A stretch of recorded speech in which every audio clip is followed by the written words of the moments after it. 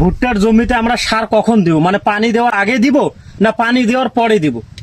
ভুট্টার জমিতে সব সময় সার দিতে পারবেন, কিন্তু একটা জিনিস মাথায় রাখা লাগবে, ভুট্টার গাছের গোড়ায় যেন রস থাকে, মানে জো থাকে। মানে একবারে শুকান জমির যদি তোমার ইউরিয়া সার মারি দেন, ওই ইউরিয়া সার কিন্তু জীবনে কাজে লাগবে না, ওটা নাইট্রোজেন গ্যাস হয়ে উড়িয়ে চলে যাবে। কোথায় বুঝছেন?